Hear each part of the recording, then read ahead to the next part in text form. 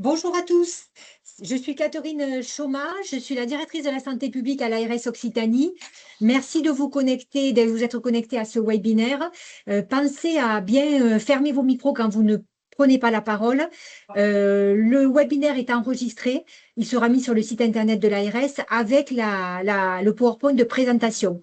Alors, on a commencé une démarche de dématérialisation des certificats de décès en Occitanie l'année dernière. Donc, on ne transmet plus de papier aux établissements de santé, aux établissements médico-sociaux qui ont l'obligation de passer à la dématérialisation. On sensibilise les uns et les autres à l'intérêt de la dématérialisation et c'est la présentation qui va vous être faite.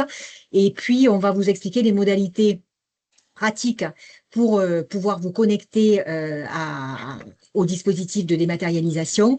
On va faire des pauses dans les présentations pour pouvoir prendre des questions. Et donc, pour prendre des questions, vous lèverez la main et vous les poserez. Alors, je suis accompagnée à ce webinaire, bien sûr, des délégations départementales qui sont vos interlocuteurs de proximité. Et puis surtout de Madame Carton, qui est notre référente au niveau de la Direction générale de la santé, qui va se présenter et du coup qui va prendre la parole pour vous parler un peu du dispositif. Isabelle, à toi. Merci Catherine. Donc, je suis Isabelle Carton. Donc, je travaille à la Direction générale de la santé, au centre de crise sanitaire, et je suis chargée de tout ce qui a trait à la dématérialisation des certificats de décès et à la définition des modèles de certificats de décès et à la réglementation sur ce sujet. Donc là, ce qui va nous intéresser, c'est vraiment de vous expliquer. Non, ça terre. Excusez-moi. Pensez à bien couper vos micros, s'il vous plaît. Donc, je vais vous présenter comment se passe la certification électronique et quels sont les avantages pour tout le monde et notamment pour les communes. Une petite introduction sur l'évolution des décès en France. Donc, vous voyez qu'on a, mis à part les pics liés au Covid, on a quand même un taux de décès qui augmente régulièrement chaque année, avec une répartition des décès qui se fait globalement 52% en établissement. Donc, quand on dit établissement, c'est établissement de santé, établissement privé et public. Et puis, on a 16,4% en maison de retraite ou en EHPAD, environ 28% au domicile. Les chiffres sont à peu près stables d'une année à l'autre, et 1,3% sur la voie publique et un certain nombre de certificats dans lesquels ce n'est pas renseigné.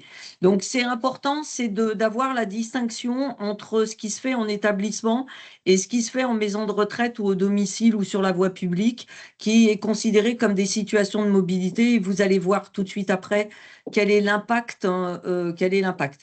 Quelques données sur la certification électronique telle qu'elle est aujourd'hui en place.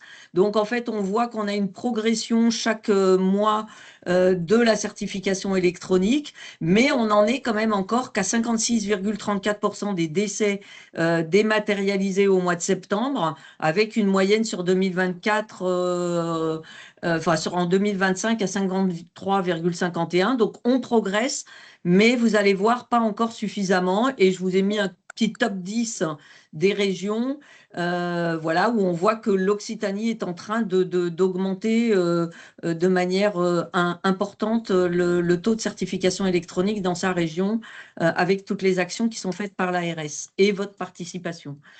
Le nombre de mairies abonnées à ce téléservice, aujourd'hui, on a environ 5692 mairies abonnées. Alors, nous, toutes les mairies, elles peuvent s'abonner. On est intéressé parce que toutes les mairies soient abonnées. Par contre, c'est vrai qu'en tant que Direction générale de la santé, on a ce qu'on appelle des cibles prioritaires, qui sont finalement les communes dans lesquelles il y a le plus de décès, donc celles dans lesquelles il y a un établissement de santé ou un établissement de santé médico-social, ou les communes qui sont déjà abonnées à un téléservice, parce que s'abonner à un deuxième téléservice est plus simple et finalement, donc les gens connaissent déjà le dispositif. Mais néanmoins, toutes les communes sont les bienvenues et on ne refuse jamais personne. Et on va justement, vous allez voir, porter cette bonne parole sur ce dispositif à toutes les communes. J'ai fait il n'y a pas longtemps un webinaire avec l'association, la MRF, hein, justement pour les petites communes, pour les sensibiliser, parce qu'il y a des décès partout et que le dispositif est intéressant, quel que soit l'endroit dans lequel on se trouve. Euh, Pardon, j'ai sauté une slide. Alors, ce que j'aime bien montrer et vous proposer, c'est de vous expliquer pourquoi on fait ces démarches et à quoi ça sert un certificat de décès. Alors, le certificat de décès, dans les mairies, vous le connaissez sous la forme d'un document administratif qui vous permet d'établir l'acte de décès. Mais quand il arrive au format papier, vous savez, le certificat de décès, il a un volet qui est cacheté. Et dans ce volet qui est cacheté, il y a les causes de décès. Évidemment, voilà. Donc, dans ce volet qui est cacheté quand vous le recevez à la mairie, il y a ici les causes de décès. Et ces causes de décès, elles sont utiles pour hiérarchiser les priorités de santé publique, mettre en évidence les facteurs de variation et participer à l'alerte sanitaire et aussi évaluer les politiques de santé publique. En fait, toutes les causes de décès sont traitées dans une unité de l'INSERM qui s'appelle le CEPIDC, et ce centre fait partie d'un dispositif international qui est promu par l'OMS, qui donne une même manière de déterminer les causes de décès en fonction de ce qui a été indiqué par les médecins. Et vous voyez que, par exemple, je vous ai mis quelques exemples. Ça permet, par exemple, de voir les facteurs de variation en national entre les hommes et les femmes et les régions où il y a des décès et la prévalence des décès par maladie cardiovasculaire avant 65 ans. D'accord, qui sont des décès évitables, où on voit par exemple que les femmes meurent plus de maladies cardiovasculaires avant 65 ans dans le Nord et les Hauts-de-France, que c'est un peu différent chez les hommes. Donc, toutes ces études-là qui sont faites permettent aux agences régionales de santé et au ministère de définir des politiques de santé publique et d'adapter les politiques de santé publique en fonction du contexte territorial.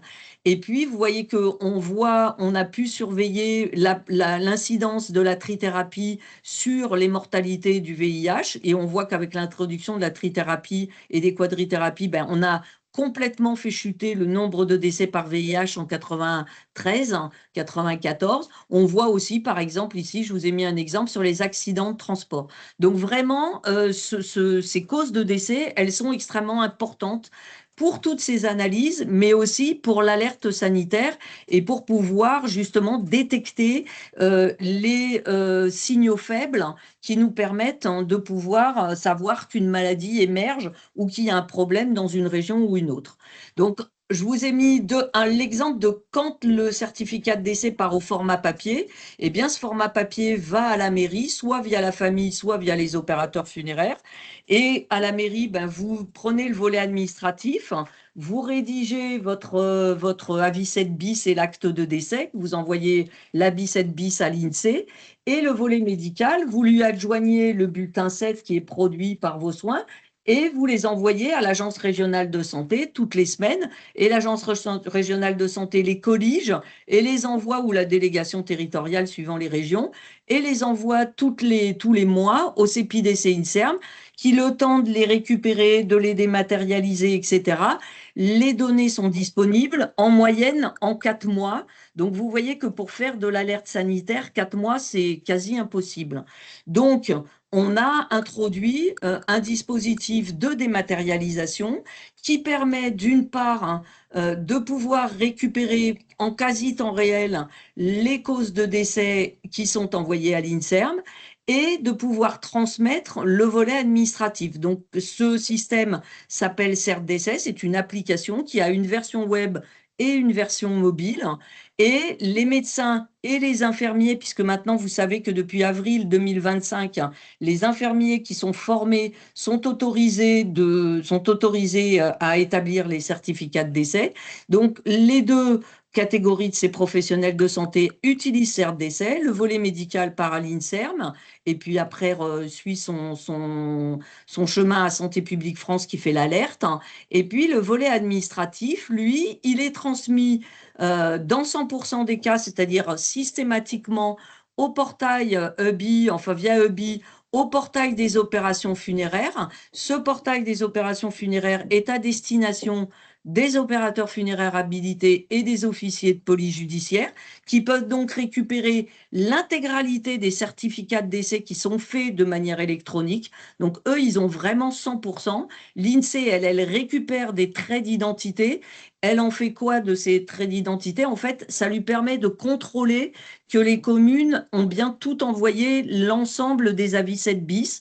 Et si, par exemple, elle a reçu des traits d'identité et qu'au bout de 10 jours, pour une personne, et qu'au bout de 10 jours, elle n'a pas reçu l'avis 7 bis de la commune, eh bien, elle va contacter la commune en disant comment se fait-il que je n'ai pas reçu l'avis 7 bis? Des fois, c'est parce qu'il y a eu une anomalie ou une correction. Enfin, bon, voilà. Et puis, des fois, c'est que la commune n'a pas pensé à le faire ou n'a pas eu le temps de le faire et n'a pas envoyé.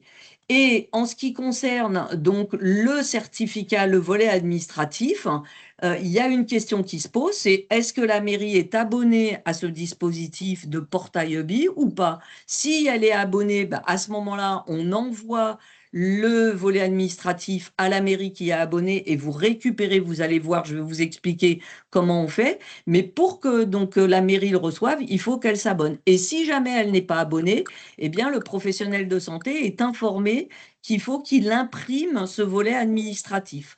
Et c'est là où ça pose problème, puisque, et c'est là où c'est important, la partie et la part de certificats faits en situation de mobilité, parce que dans ces cas-là, vous imaginez bien que, et sur la voie publique et à domicile, et même en EHPAD, le médecin libéral qui va certifier un décès, il n'a pas une imprimante avec lui. Et il ne peut pas retourner il peut pas retourner dans son cabinet ou l'infirmière peut pas retourner dans son cabinet pour imprimer le certificat, demander à la famille de revenir. S'il y a ne serait-ce que 10 kilomètres, c'est pas possible de travailler comme ça. Donc en fait, hein, pour tous les communes, pour tous les médecins qui font des certificats de décès dans des communes où les communes ne sont pas abonnées au téléservice, ben, la partie mobilité ne peut pas fonctionner et donc ils sont obligés de continuer à faire du format papier parce que la commune n'est pas abonnée. Donc, c'est un frein au déploiement, le fait que toutes les communes ne soient pas abonnées est un frein au déploiement de cette certification électronique. Donc, c'est pour ça qu'on fait ces webinaires pour mobiliser les communes, d'autant plus, vous allez le voir, que cet abonnement est un abonnement qui se fait très facilement et il est gratuit, totalement gratuit. Donc, vous n'avez rien à payer, il n'y a pas de frais pour la commune. Je vais vous le réexpliquer tout de suite derrière. Donc, peut-être qu'avant qu'on commence les avantages, il y a peut-être quelques questions, Catherine, ou il y a peut-être des gens qui veulent lever la main.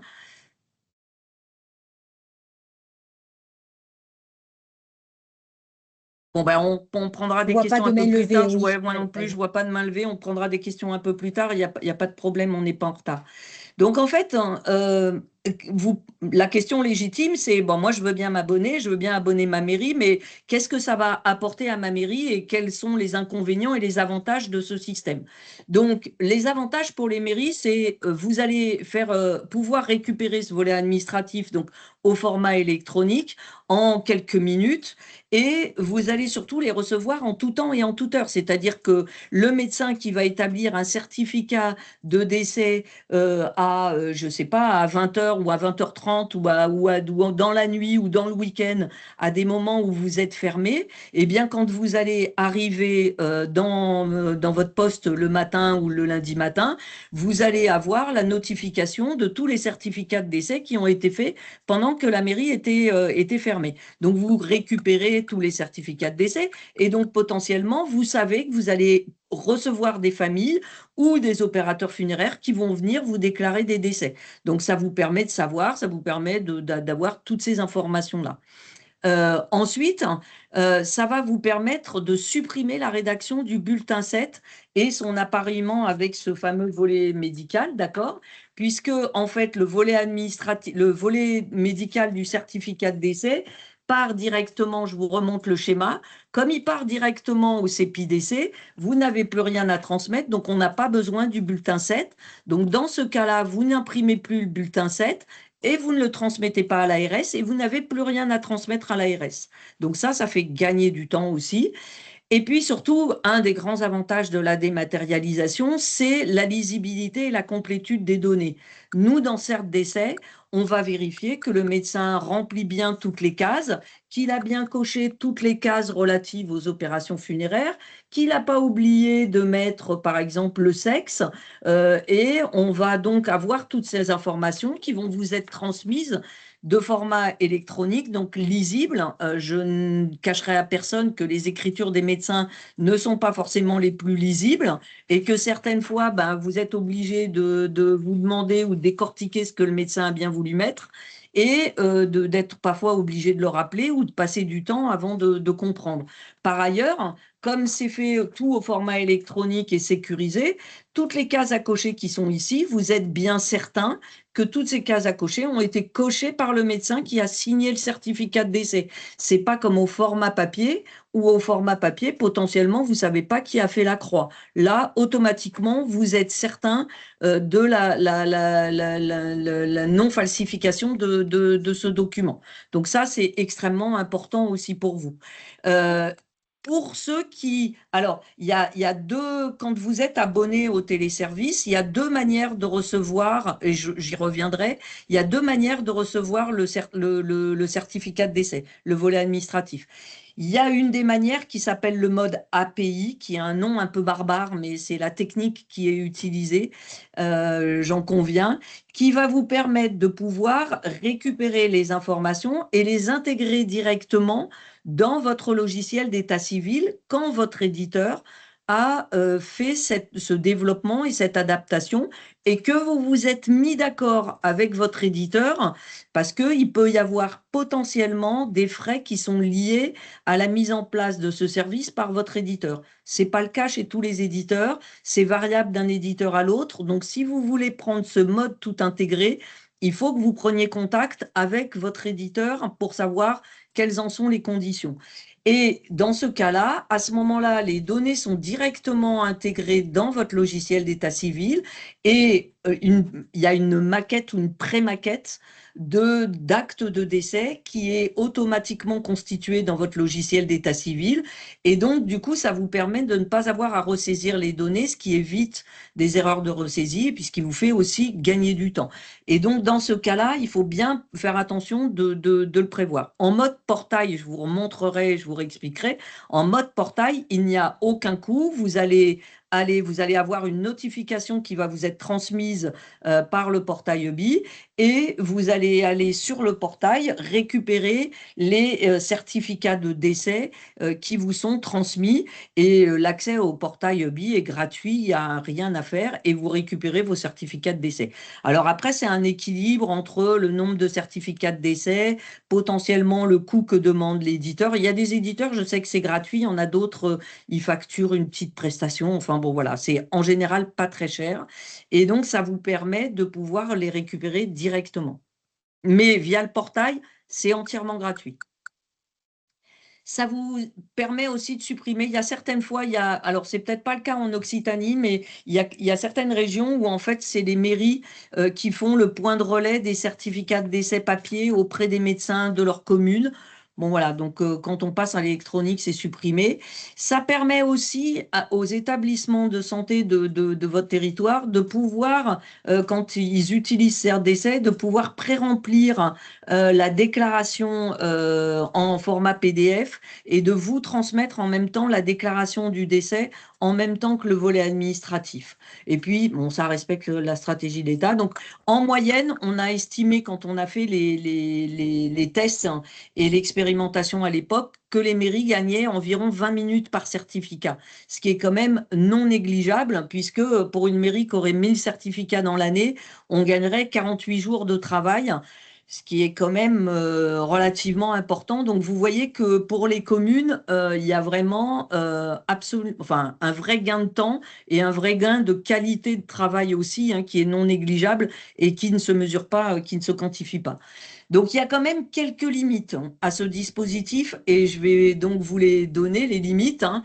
La limite, c'est que quand tout arrive en format dématérialisé, eh bien, vous allez être obligé d'imprimer le volet administratif, hein. Vous allez être obligé de l'imprimer, ce format que vous recevez de manière électronique. Donc, il arrive quand vous le téléchargez, c'est un PDF, et vous allez être obligé de l'imprimer parce que il faut qu'il soit joint, le certificat de décès doit être joint aux pièces annexes quand vous déposez les registres au TGI. Donc, malheureusement, l'état civil n'est pas encore dématérialisé au point que les pièces annexes soient dématérialisées. Donc, vous allez devoir le réimprimer. Néanmoins, comme vous n'imprimez plus le bulletin 7, quelque part, en termes de nombre d'impressions et de volume d'impression, bah, c'est exactement le même. C'est-à-dire que vous économisez, en fait, voilà, vous n'imprimez plus le bulletin 7, mais vous êtes obligé d'imprimer le volet administratif. Donc, c'est un peu dommage de ne pas pouvoir aller jusqu'au bout, mais l'état civil n'est pas arrivé jusque-là. Enfin, en tout cas, la dématérialisation.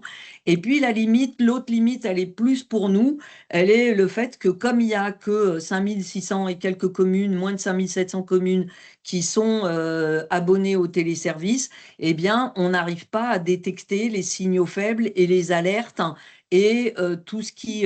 on ne meurt pas de la même chose à l'hôpital et à domicile ou sur la voie publique. Donc, en fait, on n'arrive pas à récupérer ces signaux et on ne peut pas faire de l'alerte de qualité. D'ailleurs, on ne peut pas faire d'alerte du tout pour l'instant dans ce secteur-là. L'alerte qui est faite par Santé publique France collige d'autres sources de données et en tout cas, celle de la certification électronique n'est pas suffisante aujourd'hui pour pouvoir faire l'alerte dans ces secteurs de mobilité. Et c'est bien pour ça qu'on on fait ces webinaires pour vous sensibiliser à ça. Vous avez tout à y gagner.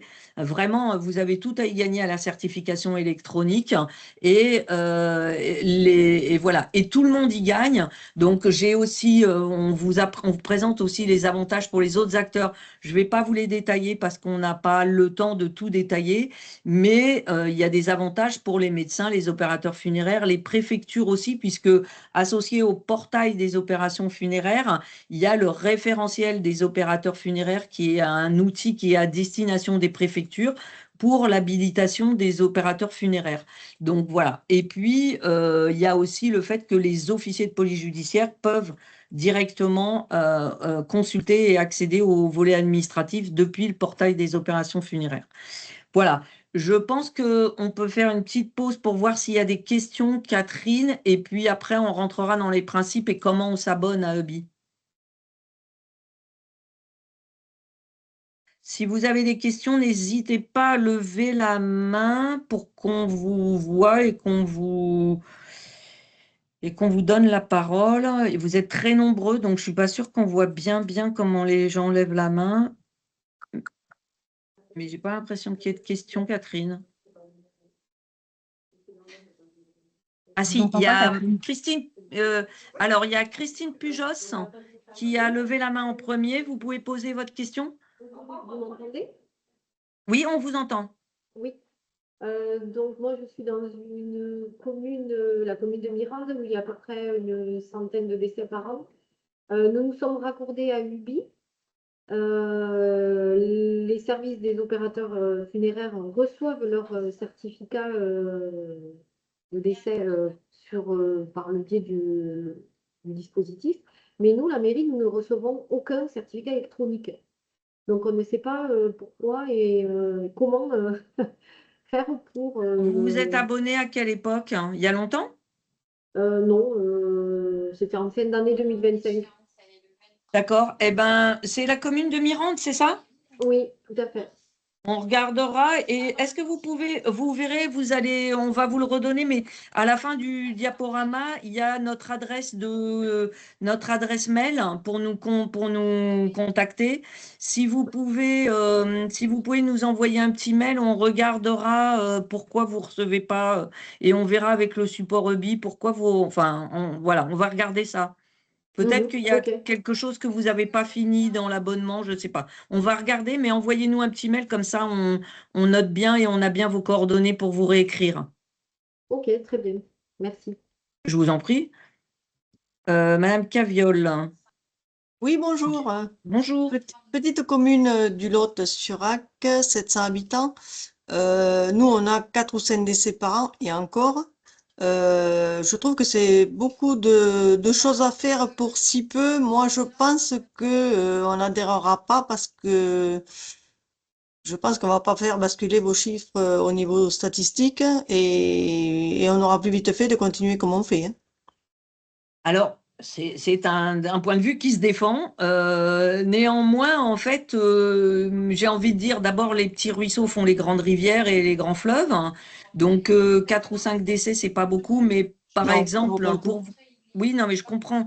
Mais malgré tout, même pour des chiffres assez faibles, un des avantages, par exemple, c'est que si vous avez un opérateur funéraire ou quelqu'un qui vient, vous êtes par exemple pas sur la commune parce que je sais pas, mettons que c'est un secrétariat partagé sur plusieurs communes suivant les jours, vous allez Non, pouvoir accéder à vos certificats de décès partout où vous êtes, non, et non. ça va quand même néanmoins simplifier la vie de tout le monde et notamment simplifier la vie du médecin Non, aussi. non, je ne suis pas dans ce cas, donc ça me Oui, simplifie oui, pas plus. mais Bon. au-delà du fait que vous soyez pas dans ce cas-là, ça simplifie quand même la vie du médecin de ne pas avoir un certificat de décès au format papier et de Ah pouvoir oui, le mais faire en paramètre. situation de mobilité quand vous êtes, voilà, quand ils viennent certifier un décès à domicile. Donc c'est Il y a toujours le aussi, maire, hein.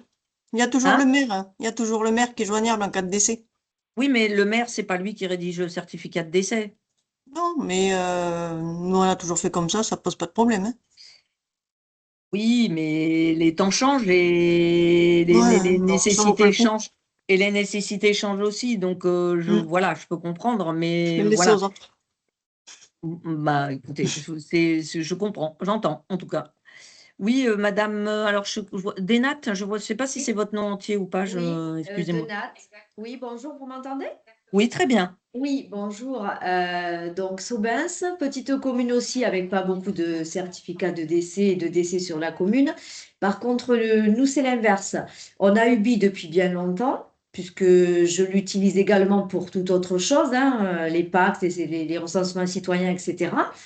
Par contre, nous, c'est les médecins qu'on incite à faire en dématérialisation et qui ne veulent pas y passer.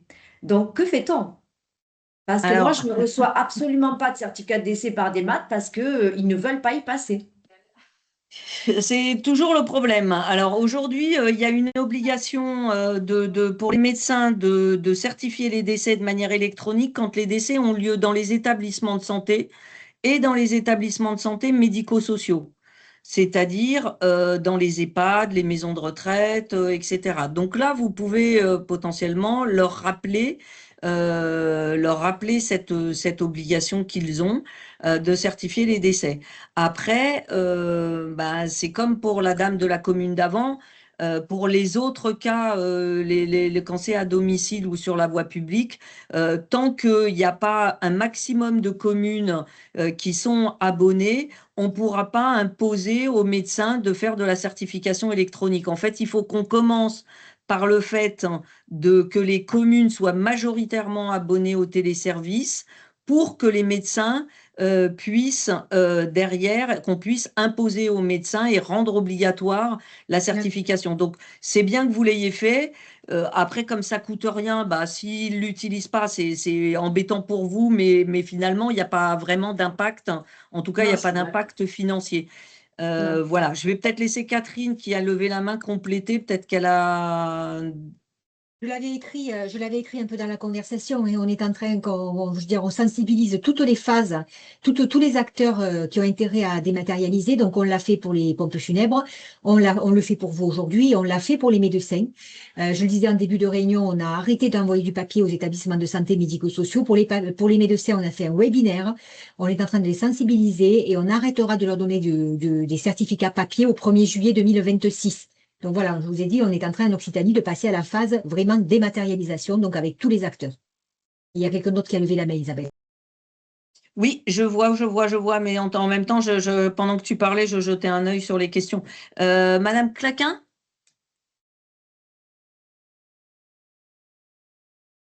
On ne vous entend pas.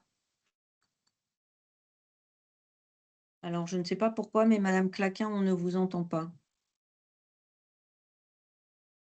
Bon, mais on va laisser le temps à Madame Claquin. Je vais avancer, puis on va laisser le temps à Madame Claquin de retrouver le micro ou d'arriver à nous poser sa question.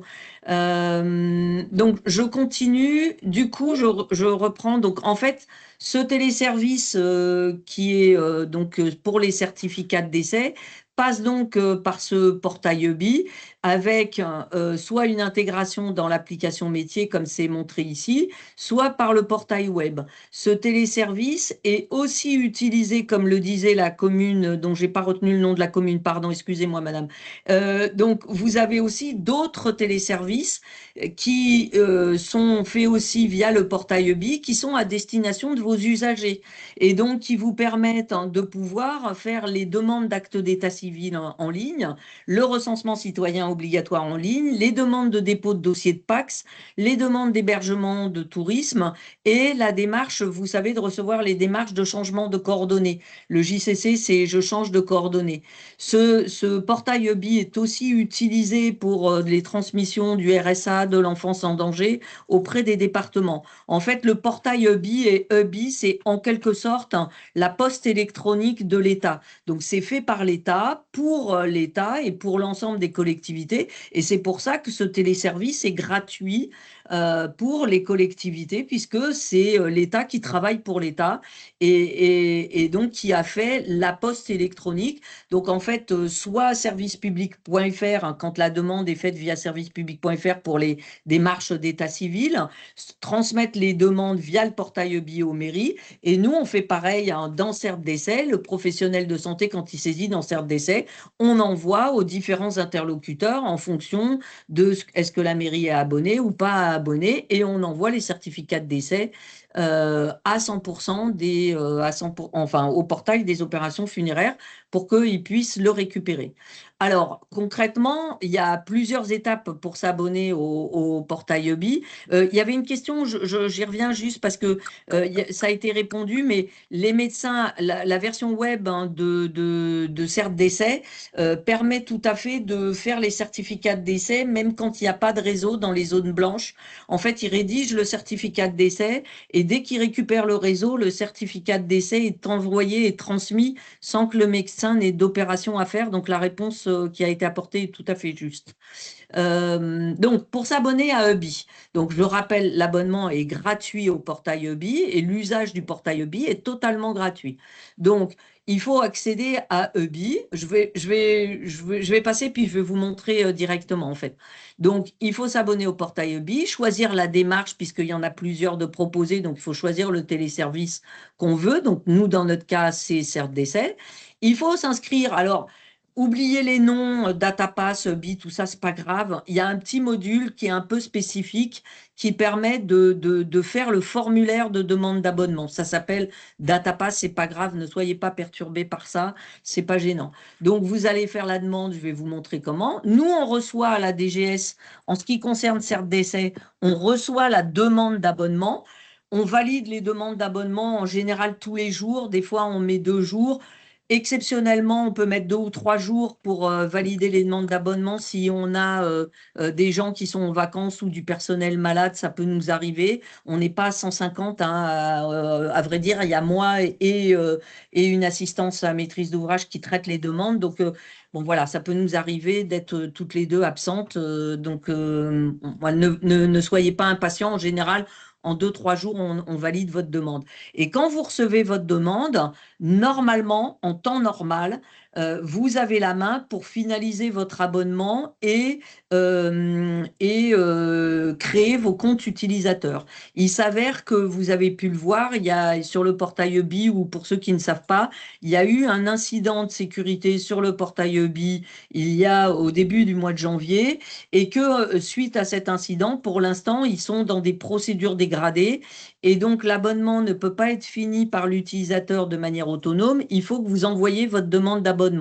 Ne vous inquiétez pas, on vous a tout mis ici et dans le slide d'après, je vous ai remis tout ce qu'il faut que vous envoyez dans votre mail pour finaliser votre demande d'abonnement. Donc, pas d'inquiétude, vous allez pouvoir quand même faire votre demande d'abonnement, même en ce moment en mode dégradé. Donc, en fait, je vais quitter la présentation et je vais vous montrer directement donc, sur une page Internet.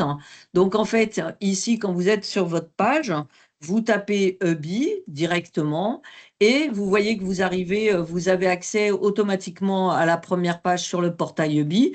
Donc, vous cliquez, vous voyez qu'il y a des mesures de sécurité et donc, vous pouvez ici avoir un certain nombre d'informations sur le fonctionnement, sur l'abonnement, sur des statistiques de nombre de communes qui sont abonnées aux différents téléservices, etc.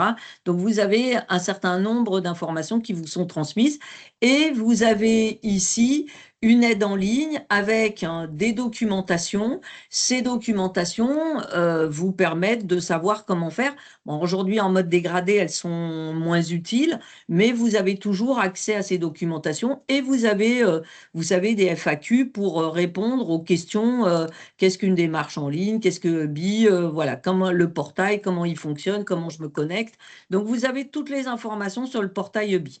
Donc, sur le portail EBI, quand je reviens dans la page accueil, vous avez ici, je veux m'abonner aux démarches.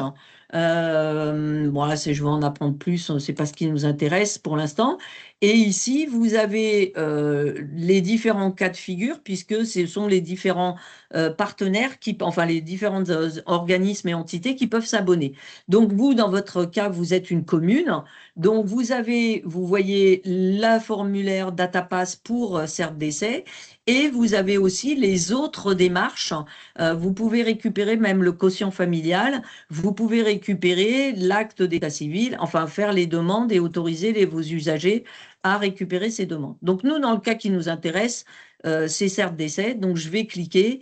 Alors, moi, j'ai pas le droit de le faire parce que je suis déjà. Enfin, moi, je ne suis pas une mairie. Donc, forcément, moi, je m'habilite en tant qu'Isabelle Carton, ministère de la Santé, et je n'ai pas le droit de récupérer les certificats de décès. Donc, je vais vous montrer quand même comment ça marche.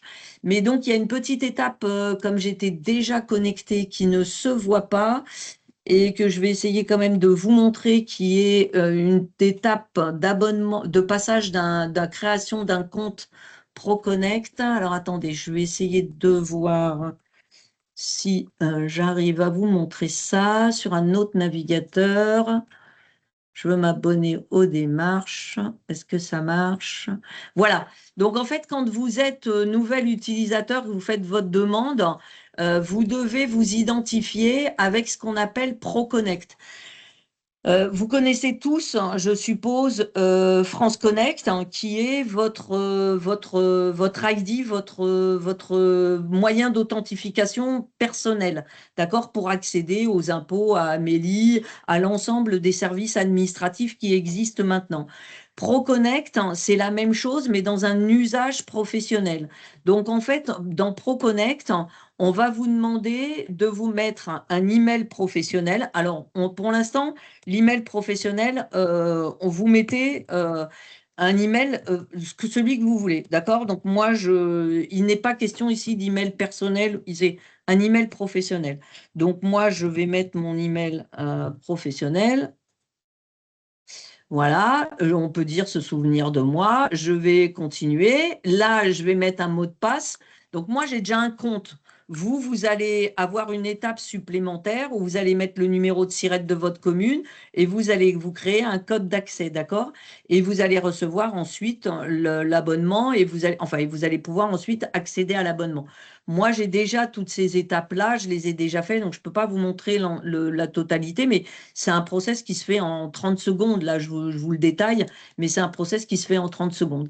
Et donc, quand vous allez avoir passé cette étape d'identification France Connect, où on va s'assurer finalement que votre email correspond bien à la mairie à laquelle vous vous êtes raccordé, enfin à laquelle vous indiquez appartenir, on va récupérer toutes les informations, donc qui vont être la personne qui fait la demande d'abonnement. Donc, on va récupérer les informations ici automatiquement. Comme vous êtes associé votre compte au compte de votre commune, ben, on va récupérer les informations sur, entre guillemets, l'entreprise qui fait la demande.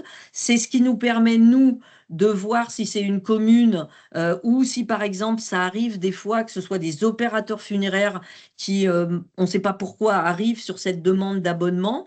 À ce moment-là, on les refuse et on vérifie bien que ça soit bien la mairie, que ce ne soit pas une communauté d'agglomération, etc. Vous savez que l'état civil, ce n'est pas les communautés d'agglomération, les communautés de communes. Donc, on vérifie bien que ça soit bien le SIRET de la commune qui fait la demande. Après, ça peut être des communes fusionnées, des communes déléguées. Ça, c'est encore un débat un peu plus complexe dans lequel je ne rentrerai pas, mais ça ne pose pas de problème, les communes déléguées ou les communes fusionnées. Donc, je récupère les informations et ici, vous aurez, vous, une petite case à cocher. Les personnes impliquées, en général, moi, je conseille que vous mettiez que c'est la même personne qui est impliquée que la même personne qui fait la demande. Comme ça, le champ se remplit automatiquement. Vous n'avez plus rien à faire que cliquer sur les boutons qui vous permettent de soumettre votre demande. Moi, elle a déjà été soumise. Hein, donc, voilà, vous mettez « J'ai pris connaissance des conditions ». Et après, normalement, vous avez un petit bouton qui apparaît en mettant « Soumettre la demande ». Donc, quand vous soumettez la demande, nous, on va récupérer votre demande d'abonnement et on va donc regarder votre demande. On va donc regarder votre demande d'abonnement. Et si les adresses mail sont bien conformes, et je vais vous expliquer ça tout de suite. Ben évidemment, il ne veut pas. Donc, dans le cas, donc, vous allez prendre donc, vos adresses, vous allez bien. Nous, on va vérifier que c'est bien la commune et vous allez vérifier que l'adresse mail est bien conforme. Alors, dans le formulaire d'abonnement DataPass, on demande à ce que l'email que vous fournissez soit un email nominatif. Donc, on n'est pas tout à fait... alors, on est un peu plus tolérant que ça en ce qui concerne les démarches, d'accord? Ce qui veut dire que nous, quand on va regarder que l'email soit bien un email professionnel, même si c'est un email genre état civil, mairie de Paris.fr ou ville de Paris @wanadoo.fr. Nous, on va les accepter, d'accord? On va accepter ça parce que c'est un email professionnel, même s'il n'est pas nominatif. Comme vous vous êtes connecté via ProConnect, qu'on a bien le compte de votre commune, etc., nous, on va accepter votre demande d'abonnement. Donc, ça ne pose pas de problème. Par contre, après, si vous voulez faire d'autres comptes utilisateurs, on ne peut pas, pour 2 comptes utilisateurs, avoir la même adresse email. Donc, si vous êtes dans une commune, voilà, il faudra que vous mettiez une adresse personnelle à un moment dans un des comptes utilisateurs. Mais après, comme c'est vous qui faites les comptes utilisateurs, j'ai envie de vous dire, c'est vous qui mettez les adresses mail que vous voulez. Mais si moi, je reçois une adresse mail, un mail de type isabelle.carton@wanadoo.fr, je ne validerai pas la demande. Par contre, si je reçois isabelle.carton@ville-de-paris.fr, là, je validerai la demande, d'accord? La notion est subtile, mais elle a son importance. Hein. Donc, du coup, je vous montre, donc on reçoit, vous voyez, c'est toutes les demandes qu'on reçoit. Donc, je vais cliquer sur cette demande. Et ici, donc, je vais...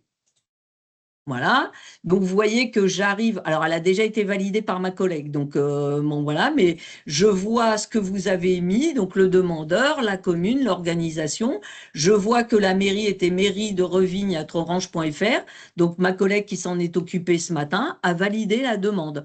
Et donc cette commune de Reille-Revigne, pardon, je prononce sûrement mal, donc la commune de Reille-Revigne a dû recevoir un mail lui disant que sa demande d'abonnement a été validée et donc comme la demande d'abonnement a été validée, eh bien il faut qu'elle continue à rentrer son mot de passe, à créer un mot de passe pour Bi. Alors c'est vrai, ça fait 2 mots de passe, un pour DataPass, un pour ProConnect, un pour Bi, mais le mot de passe ProConnect, après vous pourrez l'utiliser dans d'autres usages. Ça va se déployer pour l'ensemble de l'administration et des usages professionnels, donc c'est pas grave si vous l'avez créé, même si vous en servez pas tout de suite tout le temps.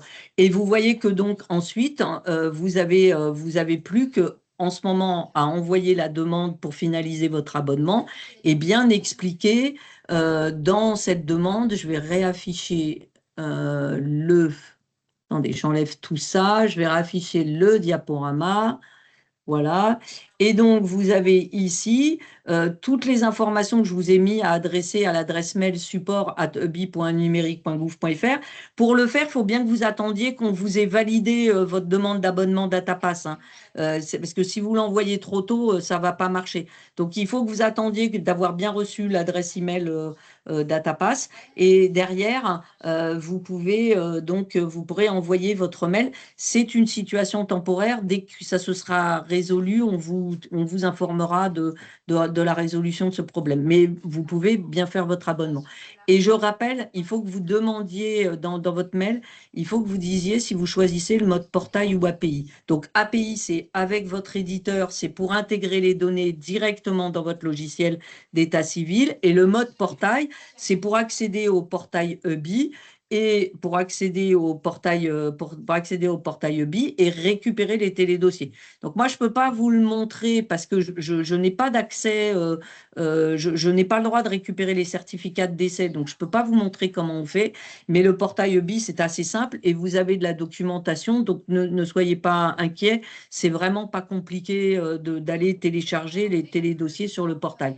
Donc, du coup, vous avez la possibilité d'associer à votre abonnement une notification mail qui vous permet, par exemple, si justement vous êtes une commune qui ne reçoit pas des certificats de décès tous les jours, eh bien, de recevoir une notification, soit à chaque fois que vous faites une demande, enfin qu'un télédossier vous est transmis, soit une fois par jour, soit 2 fois par jour, suivant la fréquence à laquelle vous voulez être notifié. Et là, vous pouvez mettre autant d'adresses email que vous voulez. Ça peut être votre adresse, l'adresse du maire, l'adresse de qui vous voulez, qui reçoit la notification. Il n'y a aucune information confidentielle dans la notification. C'est juste de vous dire qu'un télédossier a été mis à votre disposition. Donc, dans ces cas-là, il n'y a vraiment aucun problème. Et à ce moment-là, quand vous recevez l'adresse email, vous vous connectez au portail EBI et vous récupérez votre télédossier, vous téléchargez votre télédossier. Vous n'avez rien d'autre à faire. Enfin, si ce n'est de faire l'acte de décès et tout ce qui a trait à votre métier propre. Voilà. Donc, je pense que j'ai fait le tour de toutes les informations. Ça fait beaucoup peut-être d'informations comme ça, mais le webinaire est enregistré, donc vous pourrez le revisionner.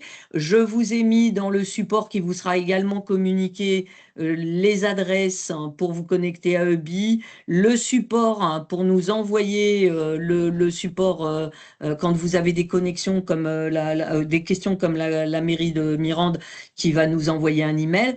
Vous pouvez nous envoyer un email pour qu'on vous aide ou qu'on regarde ce qui se passe et ce que vous avez.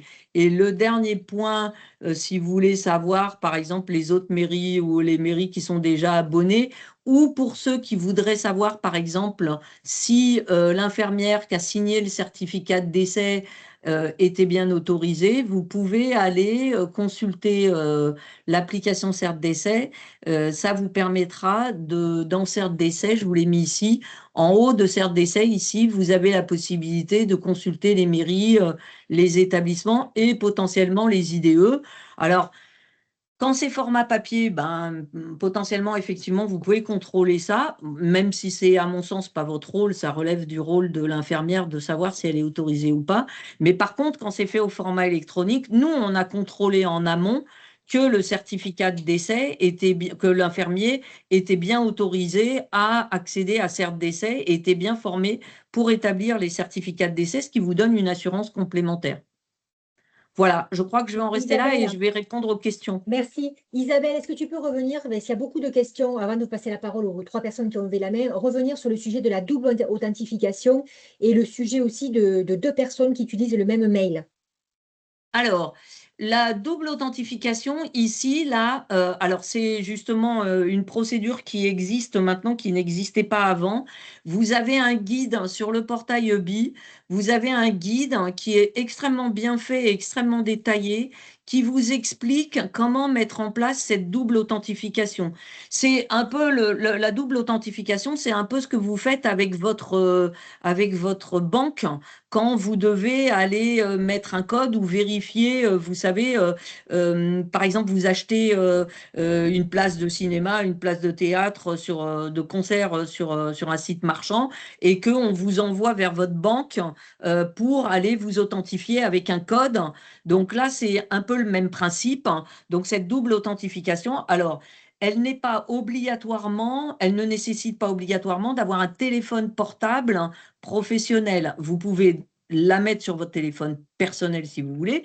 Et si vous ne voulez pas, il y a une solution qui est décrite dans cette documentation pour le faire sur un ordinateur. Ça fonctionne aussi sur ordinateur, la double authentification. Alors, ça demande un tout petit peu plus de complexité, mais c'était indispensable. Voilà. Et ça, c'est vraiment pour les gens qui ont le profil administrateur local, qui peuvent faire des demandes d'abonnement, etc. Si vous avez des comptes utilisateurs après qui sont de type agent, eux n'ont pas de double authentification, ils s'authentifient juste avec leur login et leur mot de passe et ça suffit pour aller télécharger les télédossiers, ça suffit largement. Donc vous pouvez, une fois que vous avez fait votre demande d'abonnement, vous avez tout finalisé, vous pouvez demander la création d'un compte utilisateur pour pouvoir effectivement accéder au portail sans cette double authentification. Et alors la question, Catherine, des deux adresses mail, deux comptes utilisateurs ne peuvent pas avoir la même adresse mail. Je ne sais pas si c'était ça la question. Ça n'est pas possible de mettre la même adresse mail si, par exemple, Catherine et moi, on est dans la même, Catherine Choma et moi, on est dans la même mairie et qu'on veut avoir deux comptes utilisateurs, on ne pourra pas mettre la même adresse mail de type état civil @mairie de Paris.fr. Par contre, comme c'est vous qui faites les créations des comptes utilisateurs ou qui demandez les créations de comptes utilisateurs, si vous voulez utiliser l'adresse personnelle ou une adresse particulière qui a été créée exprès pour ça sur Wanadoo ou sur Gmail, vous pouvez le faire. Alors Nous, Isabelle, on la contrôle pas. question, oui, Isabelle, la question avant de passer la parole aux 4 personnes qui ont levé la main, la question c'était il y a un seul mail. Il y a un seul mail qui est disponible, d'après ce que je comprends. Il y a un seul champ mail qui est disponible dans la Non, création il y a du un compte. seul mail. Non, excusez-moi, il y a un seul mail à la mairie, il y a un seul mail, une seule adresse mail pour 2 personnes apparemment. Oui, mais dans ces cas-là, utilisez une adresse mail que vous créez. Créez-vous pour la deuxième personne, créez-vous une adresse mail en Gmail ou en Wanadoo ou un compte mail voilà, qui vous permet de traiter juste ce cas de figure et vous pourrez utiliser cette deuxième adresse mail dans le deuxième compte utilisateur. C'est des questions de sécurité. On ne peut pas accepter que des comptes utilisateurs différents, dans aucun logiciel maintenant on ne fait ça, quoi. Donc, ça n'est pas possible d'accepter des comptes utilisateurs différents avec une même adresse mail. Donc, créez-vous un compte Gmail, un compte Wanadoo, enfin, ce que vous voulez. Le Gmail est quand même hyper facile à faire et c'est assez sécurisé. Ça vous permettra de créer ce deuxième compte ou troisième compte utilisateur comme vous voulez. Allez, on passe la parole aux 5 personnes qui ont levé la main et on n'en prendra pas d'autres de questions. Alors, il y a madame d'abord Cugini. Allez-y, madame.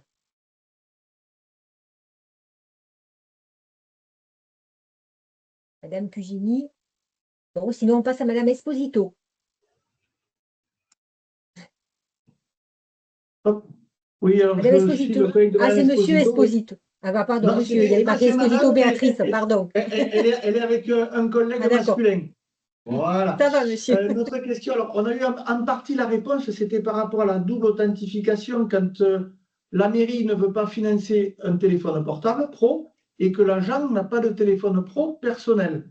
Donc a priori, il y a un système. Alors par contre, on n'a pas compris où on pouvait trouver la procédure. Alors, sur le portail EBI, ici, là, directement quand vous tapez EBI, sur le portail EBI, vous avez ici le guide. Vous voyez mon écran? Ma Et il n'y a présentation? pas besoin d'être connecté. Et donc, il n'y a pas besoin d'être connecté pour pouvoir y Non, accéder. absolument pas. D'accord.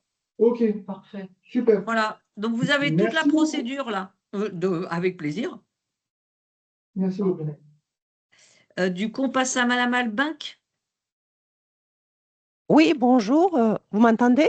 Oui, très bien, Madame. Voilà. Donc nous, moi je représente un peu le SMICA. Vous avez eu ma collègue Caroline l'autre jour avec une réunion là.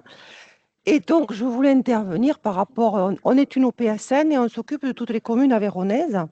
Mhm. Et on a essayé déjà depuis un bon moment de faire du BI avec ces communes parce que, comme l'a dit une autre personne, au niveau de Berger-Levrault, nous, il y a des démarches qui sont intégrées directement dans Berger-Levrault.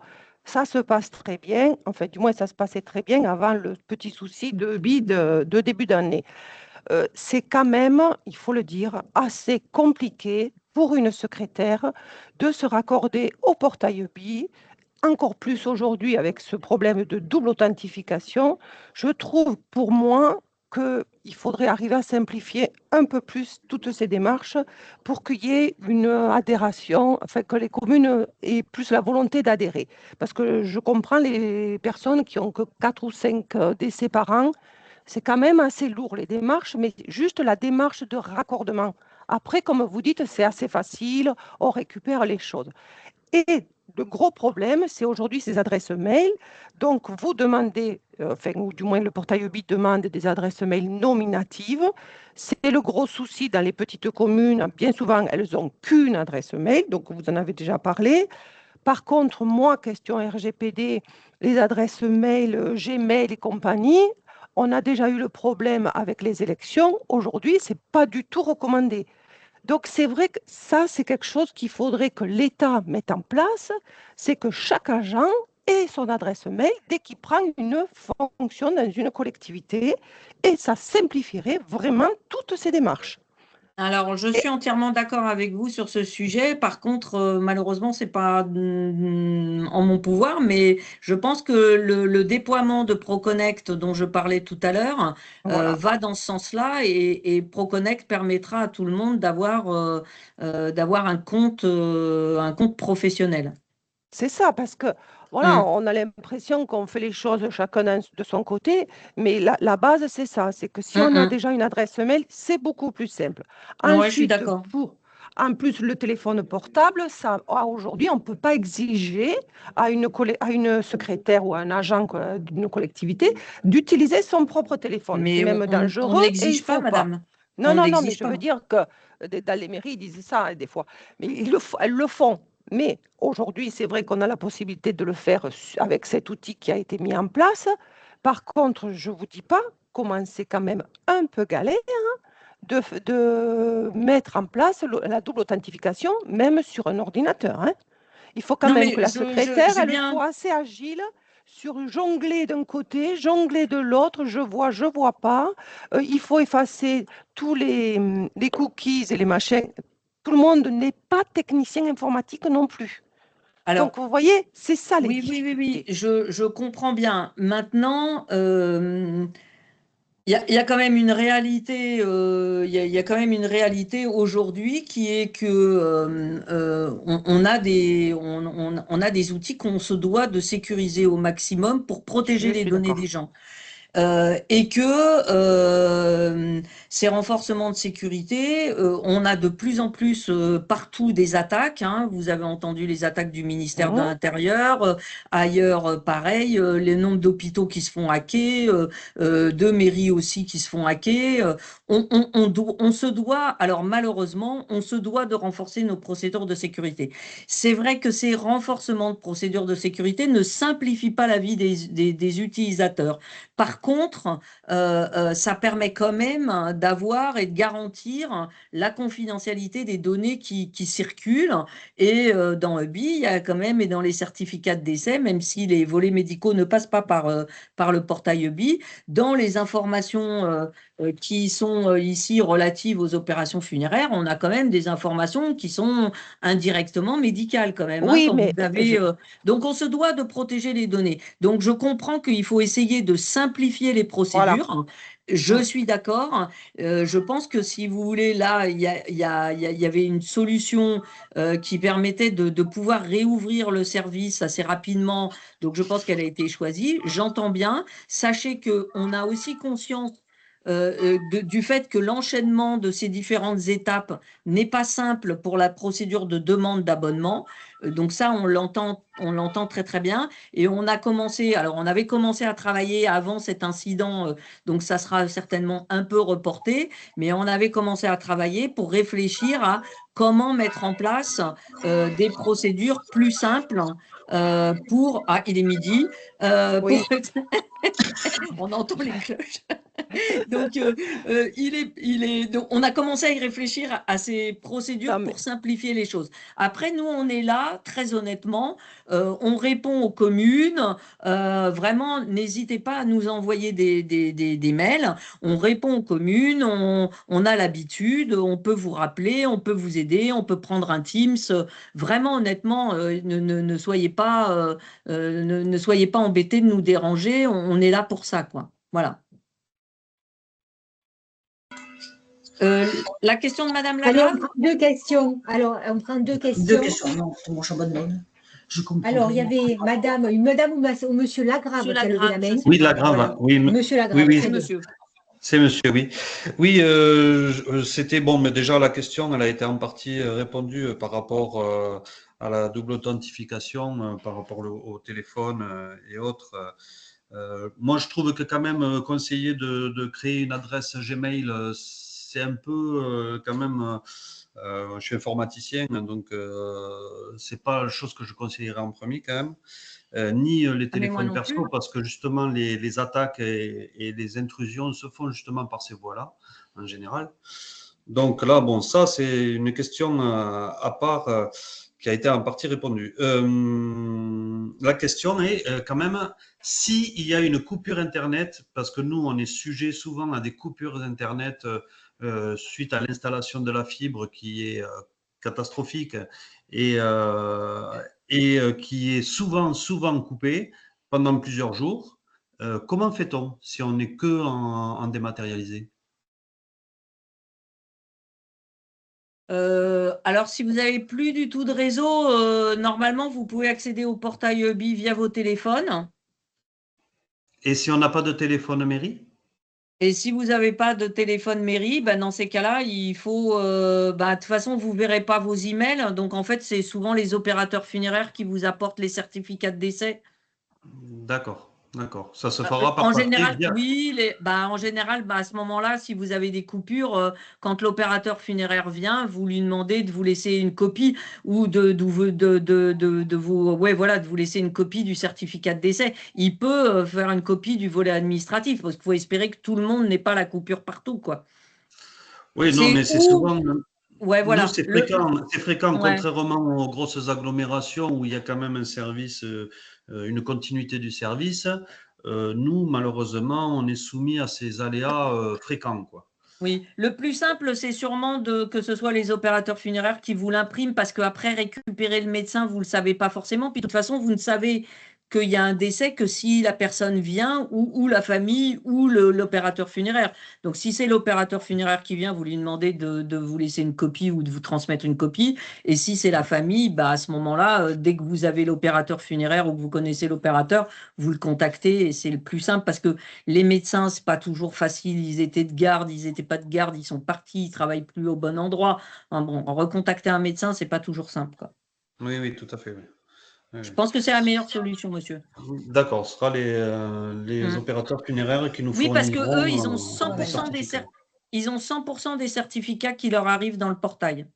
D'accord, d'accord. Bon. Donc, la dernière question, c'était… C'est bon, monsieur? Merci, monsieur. Oui, merci. La dernière question, c'était monsieur ou madame NR.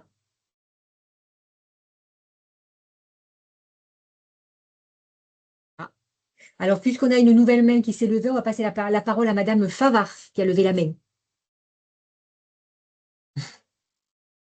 Et personne ne prend la parole.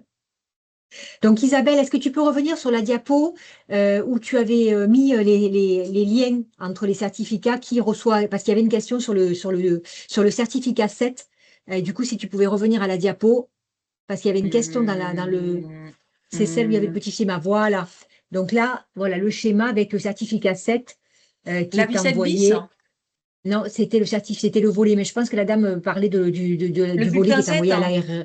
Oui, qui était Le, envoyé à le l'ARS. Je pense que c'était ça sa question. Ouais, alors Ouais, le bulletin 7, quand c'est dématérialisé, vous n'avez plus à l'imprimer puisqu'il n'y a plus de volet médical, hein. Donc en fait, le c'est bulletin ça. 7 sert juste à accompagner le volet médical pour vérifier les informations du volet médical. Donc non, il n'y a plus besoin de le faire. Par contre, il faut quand même que vous continuiez à envoyer la V7 bis à l'INSEE, hein. La procédure reste la même quand c'est dématérialisé. Vous envoyez la V7 bis une fois que vous avez fait l'acte de décès. Le bulletin 7, lui, du coup, il n'est plus à faire. Voilà, donc il n'est plus envoyé à l'ARS Non, et les correspondants dans les départements, ce sont les délégations départementales de l'ARS. Et voilà. puis, alors, allez, il y a Madame Favard, est-ce que vous pouvez parler? Non, apparemment non. Non. Et du coup, il y a quelqu'un qui a levé la main. Alors, ce sera la dernière question. C'est le secrétariat de la mairie de Ferrières, si vous voulez prendre la parole. Oui, bonjour, vous m'entendez? Allez. Très Oui, bien, oui, madame. parfait. Je reviens sur une question que j'ai posée à l'écrit, mais peut-être vous ne l'avez pas vue, concernant nos logiciels métiers. J'ai interrogé AGEDI qui m'a répondu que concernant le CERDC, ils n'ont pour le moment aucune information et ce n'est a priori pas encore prévu de leur côté. C'est dommage parce que du coup, là, vraiment, ça nous ferait gagner du temps. Eh bien, AGDI, c'est si vous pouvez m'envoyer leurs coordonnées ou donner mes coordonnées, leur donner l'adresse, vous pouvez leur donner l'adresse qui est ici, là. Attendez, que je la remets. DGS-CERDC, vous pouvez leur dire de me contacter parce que, alors, AGDI, je ne connais pas du tout. C'est un logiciel métier qui est basé dans le Cantal, je crois. D'accord. Eh ben, dites-leur de nous contacter et nous, on les renseignera avec grand plaisir, ou nous, ou les gens de Hubby, et on les fera rentrer dans la procédure avec grand plaisir, hein. Ok, Il n'y a pas merci. d'ostracisme. Il n'y a pas d'ostracisme Mais de non, notre bien au part, contraire. promis. Bien Mais au c'est surtout que contraire. ça nous ferait gagner du temps. Là, Oui. ça serait intéressant, quoi. Bien sûr, c'est ce qui fait gagner le plus de temps, hein, puisque ça prépare l'acte de décès directement et ça évite les ressaisies enfin, bon, vraiment, c'est ce qui fait gagner le plus de temps. D'accord, merci. Je vous en prie. Alors, on va terminer. Donc, on va essayer de récupérer toutes les adresses Internet qu'on a reçues pour vous envoyer le webinaire et la présentation. Et on le mettra sur le site de l'ARS et on le diffusera de toute façon avec les mêmes mails qu'on avait pour lancer les invitations de ces webinaires. En tout cas, on vous remercie. Donc, vous n'hésitez pas, vous avez les dernières coordonnées, c'est la dernière diapo à envoyer. Mais vraiment, voilà, notre demande, hein, c'est pour ça qu'on voulait faire ce webinaire. Il y a beaucoup d'intérêt à passer à la dématérialisation. Et donc, voilà, donc on compte sur vous voilà, pour passer à la Vous dématérialisation m'entendez? pour toutes Oui, on vous entend les maintenant, raisons qu'on Madame vous a dit. Favard. Alors, allez-y. Donc, dernière question. Allez-y, madame. Oui, bonjour, c'est NR, c'est la mairie de Mouziès-Telé dans le Tarn. Moi, je vous appelle parce que je suis connectée en fait au EBI depuis quelques années maintenant. La dernière notification donc, date de septembre 2025. J'ai essayé de retourner sur le EBI afin de valider le module CERT-DC. Et visiblement, je ne peux plus avoir accès au hobby. Je sais qu'au bout de 6 mois, visiblement, ou d'un certain temps, en tout cas, on est déconnecté. Il faut pouvoir se reconnecter au hobby si on n'y a Oui. pas touché depuis un moment. Mais là, j'ai voulu faire en même temps que vous nous présentiez du coup le webinaire, la validation du CERT-DC pour que vous me confirmiez si vous avez bien reçu ma demande. Et finalement, je m'aperçois que je suis complètement déconnectée. Donc, ma question est-ce que aujourd'hui la commune de Mouziès-Telé est toujours connectée au hobby ou est-ce qu'il faut qu'elle reparte depuis le début? Il faut qu'elle Alors, je recrée un pense compte. que c'est juste une question de votre compte, mais ce que je vous propose, c'est que vous envoyez un petit mail au support de Hubby, parce que moi, aujourd'hui, je ne peux pas vérifier votre accès. Et vous envoyez un petit mail à support@hubby.numérique.gouv.fr et ils vous répondront. D'accord. Voilà, Ok, je très pense bien. que c'est votre compte qui est déconnecté, parce qu'en fait, tous les 6 mois, je crois que c'est tous les 6 mois de mémoire, Oui, c'est ça. normalement, vous recevez un petit rappel, ce qu'on appelle un fil de vie, qui permet de savoir, parce qu'en fait, sinon, on a des comptes qui grossissent, qui grossissent, qui grossissent. Donc, en fait, on essaye de savoir si les gens sont toujours actifs ou pas. Donc, si vous oubliez de cliquer sur le bouton pour dire que vous êtes toujours actif, ben, votre compte, je crois qu'il y a 1 ou 2 rappels hein, qui vous arrivent avant de Oui, c'est déconnecter ça. votre compte et on déconnecte votre compte. Donc, quand vous recevez ce mail, cliquez juste dessus pour dire je suis toujours là, coucou, je suis toujours là, même si j'ai pas eu de certificat pendant un moment. Et faites-le parce que ça vous évite effectivement que votre compte soit déconnecté au bout d'un moment. D'accord. Donc, vous pensez que c'est ce qui s'est passé là, que le compte se Ouais, je soit pense que c'est déconnecté? ça. Et si c'est pas ça, ils vous diront, vous inquiétez pas. D'accord, très bien entendu. Bien, écoutez, je vous Voilà. remercie. Je vous en prie, madame. Parfait. Mais écoutez, merci beaucoup. Merci Merci. Isabelle. Et puis à très bientôt. Donc, on vous envoie les documents. Ils seront sur le site de l'ARS. Merci à tout Bonne le journée. monde. Au revoir. Merci, au revoir. Merci, au revoir.